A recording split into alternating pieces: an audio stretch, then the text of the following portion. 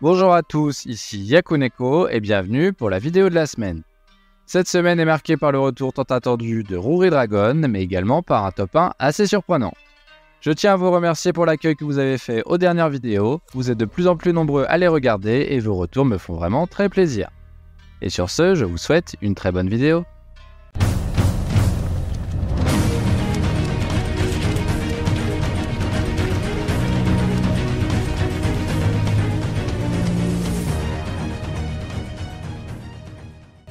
On commence comme d'habitude par les absents de la semaine et Hunter x Hunter est toujours aux abonnés absents. Et My Hero Academia est également absent cette semaine pour la 4e fois cette année.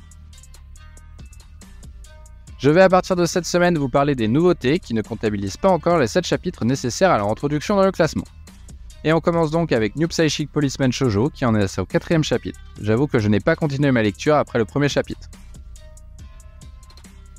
On a ensuite Jiranemon qui en est donc quant à lui à son 3e chapitre. Dans ce chapitre, on a plus découvert son côté shonen. Ce chapitre était toujours aussi intéressant et surtout avec des dessins toujours aussi impressionnants. Et enfin, on retrouve Rory Dragon qui est donc en effet de retour après presque plus d'1 an et demi de pause. Dites-moi ce que vous avez pensé de ce nouveau chapitre et si vous êtes heureux de son retour. C'est son 7e chapitre cette semaine, il ne fait donc pas partie du classement, mais je doute qu'il soit de toute façon intégré au classement vu qu'il s'en ira dans quelques semaines dans la version numérique du magazine. Et c'est Akane Banashi qui s'offre une très jolie couverture pour son 2e anniversaire. Et ses pages couleurs ne sont vraiment pas en reste, j'aime énormément le mélange de style de celle-ci. Et en plus, elle dénote totalement avec la 2e qui est vraiment incroyable également. Côté page couleur de la semaine, on retrouve Mien Roboko,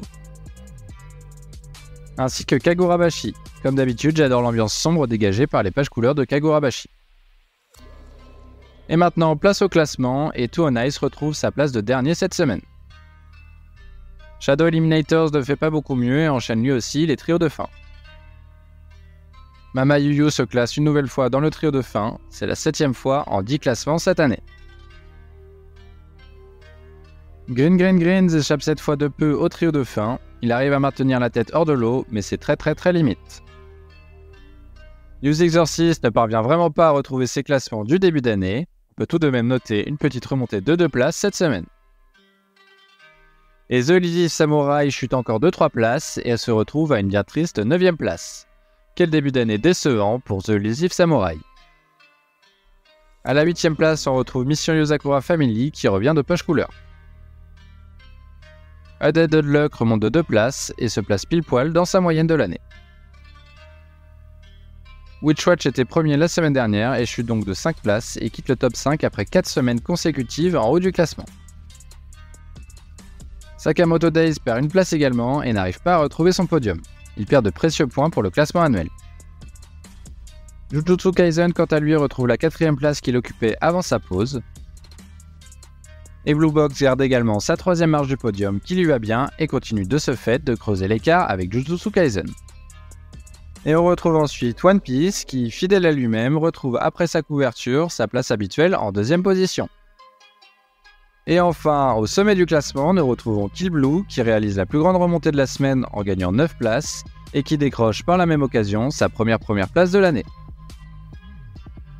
Et voilà qui conclut la vidéo de la semaine, j'espère qu'elle vous aura plu, n'hésitez en tout cas pas à me le dire en commentaire, je me ferai un plaisir de vous répondre. Et sur ce, je vous dis à la semaine prochaine.